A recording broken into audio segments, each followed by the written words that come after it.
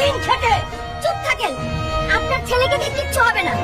ওই দেখ, গরিব হালকা সর, সামনে থেকে ঠেলা গাড়ি চালাচ্ছে। ওই গরিব, আয় আমার পা পরিষ্কার করে দে তোর জামা দিয়ে।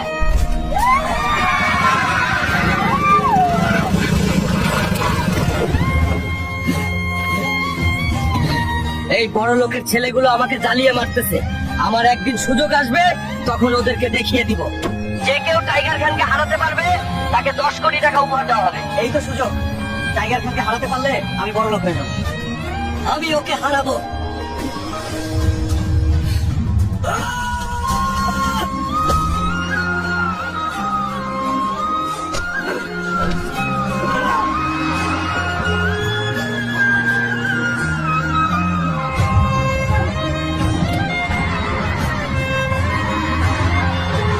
এই ম্যাচের বিজয়ী হালকা।